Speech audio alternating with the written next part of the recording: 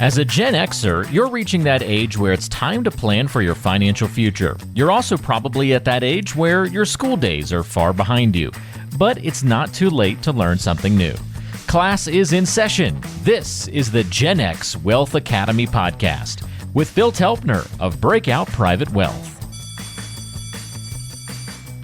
Welcome to the Breakout Wealth podcast for the Gen X Wealth Academy. Phil Telpner is here with Breakout Private Wealth as always. My name is Ryan Stutz, and if you are in the greater Chicago area anywhere, remember that Phil's office is in Glenview, and we are here to talk about getting you to and through retirement. And of course, this whole podcast is aimed at Generation X folks and helping you do it better than you're doing it now, or maybe you're not doing it at all now. And we're going to make sure that you can do it in the right way. So, Phil, how you doing, buddy? I'm great, Ron. How are you? Happy New Year. Happy New Year to you, too. I trust you had a great holiday season and ready for a great 2023. And let's hope it's better in a lot of ways than 2022. Yeah, well, let's hope the markets are better. Let's say that. Yeah, but for sure. Right. Yeah. Hey, listen, if you'd like to have a conversation with Phil Telpner, a guy who's been doing this since way back in 1987, here's your number, 224-616-2016. 224-616-2016. Call that number. You can get a conversation with Phil, a 15-minute conversation to address some of your financial concerns to see if you might be a good fit to work with each other. But again, that number is 224-616-2016. Hey, Phil, let's talk about today some common mistakes that you see with Gen X investors.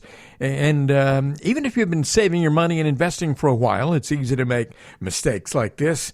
On this episode, we'll cover some of the top mistakes that Phil sees people make, illustrate how you can avoid those mistakes and how to fix them if you've already made some mistakes in your financial life. First of all, a lot of people make investments with no purpose. And I know that, you need a goal to get where you're going, and you need a purpose for these investments. How do you deal with folks like that, Phil? Yeah, I see that all the time. Politely call it investment salad, right? Where people just throw a bunch of stuff together and hope that it's going to work out. So they have a couple mutual funds here, some ETFs here, some stocks here that they pick that they can't even look at the statement anymore because it makes them sick. There's no cohesive investment plan. And so my question is always, the goal of investing is to have more tomorrow than you have today, right? Yeah. And you want every dollar that you possibly can put in the market working for you. And when you have these, I don't even know, we'll just call it a salad. There's parts of it that are pulling one way, parts are pushing the other way. Most likely you're way over concentrated in a few areas that you don't even understand or can quite honestly tell. Most likely you're overpaying without even knowing it. So, having 18 different accounts with 40 different investments does not mean you're diversified. Yeah. And what you're saying is basically you need a comprehensive plan so that everything works together. You're not just investing willy-nilly. And a lot of people out there are not really understanding the risks that they're taking in their portfolio, whatever that portfolio looks like. Well, we've seen that in 2022. The environment, the last 10 or 12 years since the great financial crisis, since zero interest rates, has led a lot of people, and it's has a technical term. It's called hindsight bias, and I'm sure behavioral bias and all these other things. But it has led people to consistently do what has worked in the past. Mm-hmm. And what has worked in the past was enabled by a very unique situation with interest rates. We don't have that anymore. So the environment that we have now, quite honestly, may be the mirror opposite of the environment that we had. What worked then and what you could get away with then, Davy day trader, dive bombing into every market sell off, has probably crushed you in 2022. And so much of that is driven by Wall Street marketing, and you really need to get with a professional. Look, so many of these funds, you don't even know. Just because you have 3 funds doesn't mean you're diversified. It just means you own more of the same, which is a concentrated position, perhaps, which can put you at a higher risk than you are comfortable or capable or, quite honestly, willing to take. I mean, there's some of these stocks that are down 60%. The stocks that a year ago or 18 months ago everybody had to own, right? Yeah. They're down 60%. Yeah. Now, you don't need to be a math major to understand that if those stocks come back, which I bet they don't, you should live long enough to get that money back. If our portfolios, let's just say, are down 17 or 18%, that sucks, but we'll compound and grow from that. And additional funds, additions, dividends, and interest have all been reinvested at really low, advantageous prices. So the expected returns going forward are significantly better than they were in January. So I know my clients will be better in a couple of years probably than they were. If we drew down 60%, I mean, I don't even know. It's not great. Let's put it that way. You always get straight talk from Phil Telpner, Breakout Private Wealth, and you're listening to the Gen X Wealth Academy podcast, a podcast designed specifically for you. And we're talking about common mistakes that Gen Xers make. And Phil, another thing that is always a bad idea is making decisions, important financial decisions, when you're in an emotional state. And some people do everything they do based on emotions, and that really can't be good. Well, I'm going to be a kinder, gentler Phil here, right, Ron? So everybody's emotional. It's the human condition. Our brains are not wired to be objective and think clearly at all times. Fight or flight, run from the man-eating woolly mammoth or something. I don't know what that part of our brain is, but it stops us from being rational at times. Yeah. And emotions can kind of overrule logic and just throw that out the window sometimes. And when you add something that is so emotionally charged like money, yeah, it's ratcheted up 1,000%. Mm-hmm. So having an objective and, oh, by the way, having an app on your phone that's allows you to react when you're in that heightened emotional state is a recipe for disaster. Yeah. Right? What is it? Between stimulus and response, there needs to be a pause or something like that, right? Yeah.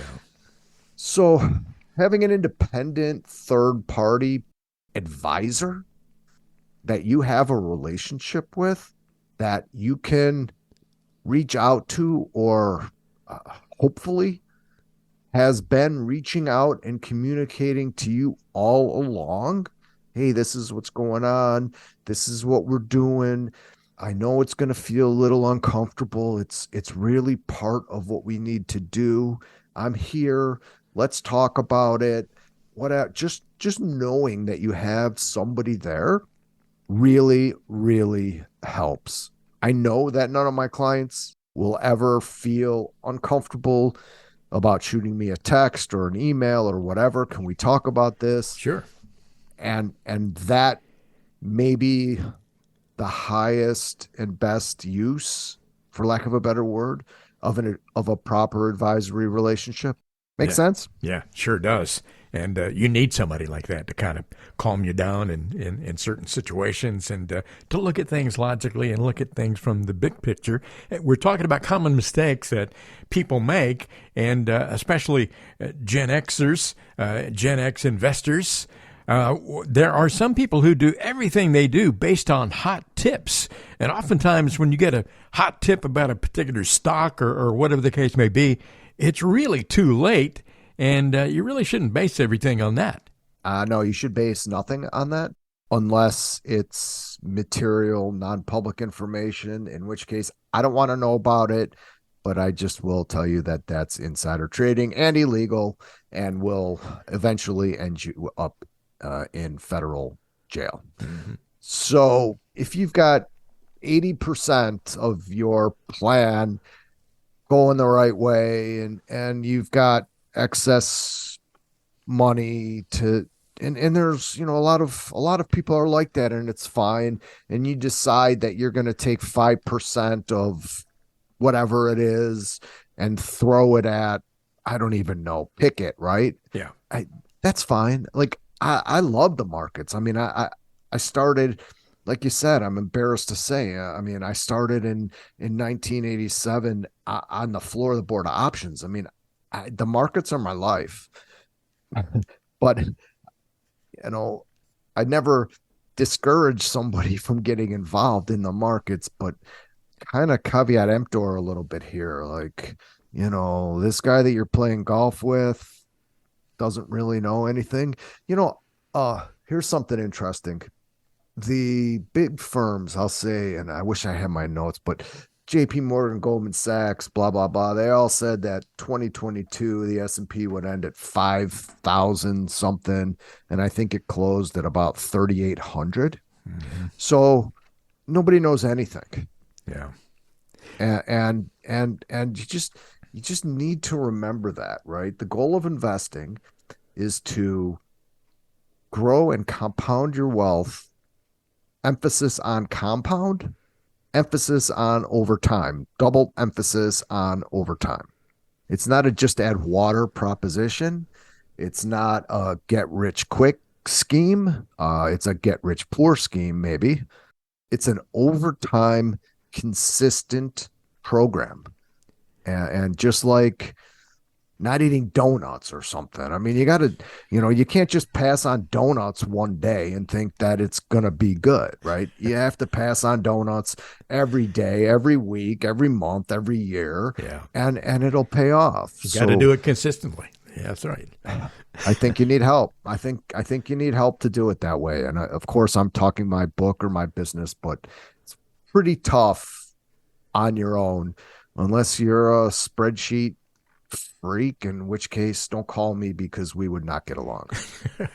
You're listening to Phil Telpner of Breakout Private Wealth. And Phil, we have a great question from one of our listeners coming up in just a moment here, but I want to ask you one more question here about common mistakes that people make. And some people just forget all about fees and aren't even aware of the type of fees that they're paying inside their portfolio. And that can't be good. It still blows me away every time I do the work on an incoming client and realize that, they're paying, 2% for some sort of active managed mutual fund with high turnover that triggers taxable events. So they're paying capital gains, right, every year in there. I mean, there's no way in hell you're going to make a dime doing that, right? But they don't know. And why? How would they? No one is going to deconstruct a mutual fund and figure out what the actual fees are in there and trading fees. And like I said, those things in taxable accounts, I've seen, and I wouldn't know if we'll see it this year, but I've seen mutual funds and taxable accounts trigger tax bills. Now you want a pissed off client, wait till they get a tax bill in a market that they're down 20% or something like that. Mm-hmm. Because invariably the manager gets fired or he changes the mandate and the new guy comes in and just liquidates everything. He doesn't care. He'll just It's somebody else's problem. The mutual fund holders pay the tax, and this guy starts all over. So, like, there's a lot of complexity here. I think that Wall Street doesn't want you to understand, and it's my job to help people understand it. Exactly. Phil Telpner, Breakout Private Wealth. Here we are with our podcast specifically designed for the Gen X wealth folks out there, the Gen X Wealth Academy. And with Phil Telpner, you always get world-class advice put together with down-to-earth conversations. And as I mentioned a moment ago, we have some great questions that come in from time to time from our listeners. And we have a good question on this podcast from Richard. And Richard says, should I be doing anything besides 529 plans to save for my kids for college, or is that even the best option? 529 plans are generally viewed as the best option. Mm-hmm. Growing and compounding without tax consequences, much like your 401k or IRA would. And then being able to use those funds for what's called qualified educational expenses. So any expense related to, most people, college, but you could use it for private school as well. You can buy computers with it. It's really the best way that I know of, in the simplest way that I know of, to fund. Don't forget, if you just put that in a taxable account, there's capital gains, and you sell highly appreciated. Let's say you've done it for the last 15 or 18 years. There's capital gains there. You're selling appreciated securities, right? Mm-hmm. So inside of the 529, that doesn't exist. So my advice is max it out. Every state plan has different maxes, I believe. Some states will give you a little bit of a tax break. That's great. Just depends on the situation. If you have the means, I would look for a state that has a high limit, because now in this Secure Act 18.0 or whatever it is they're calling it now, everything's a point something. You can actually use those funds, those remaining funds, and roll them into a Roth IRA for your kid. Mm-hmm. There's some stipulations. You can message me or something if you want the details. I think it's $35,000 is the max. But anyway, so it's not a use it or lose it. If you don't use it, let's just say, you could transfer it to child one, it could be transferred to child two, to child three. It could be used for law school. You could keep it for grandkids or something like that, which is kind of cool. Start a family. I have some families where education's extremely important, and we all know it's stupid expensive. So part of the legacy plan is to keep building up these 529s and build them for the next generation as well. So anyway, it's pretty cool. You can use taxable accounts and minor accounts and all that, but they're clunky and definitely not as tax advantaged as this. Hope that's helpful. Yeah, I know that I've heard people try to do something funky with insurance, and I loan against it, and there's a lot of things that can go really wrong with that, and it's expensive on the inside. I would say start early, invest monthly. If the kids are small and they're getting a little money for birthdays or confirmation or whatever it is, that some of that should be allocated to the 529. I make my clients, so I don't make them, but I suggest percentage of their bonus goes to a 529, depending if that's important to them. Mm-hmm. Some people are like, I have my life and the kid will, and I don't judge. That's perfectly fine.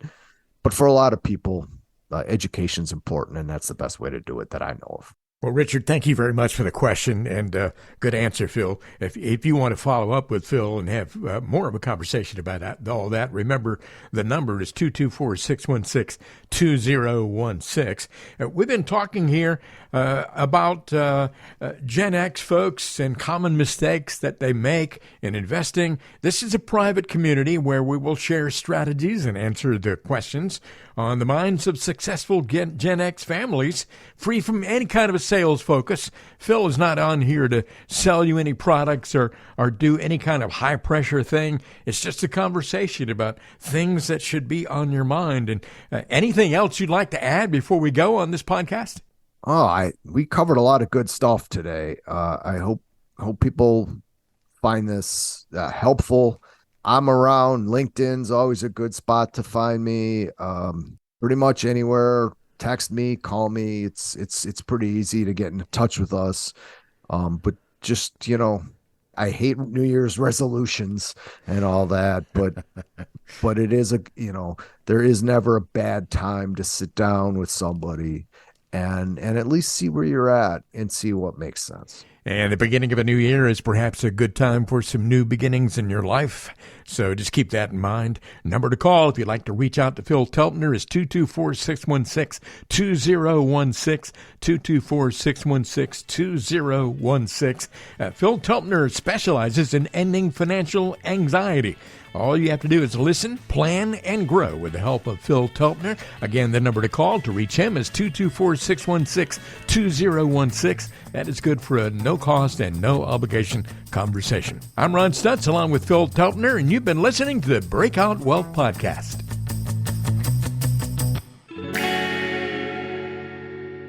Breakout Private Wealth, LLC, is a registered investment advisor located in Glenview, Illinois. Today's content is for informational purposes only and does not constitute tax, investment, or legal advice. Please consult with a qualified professional before taking any action.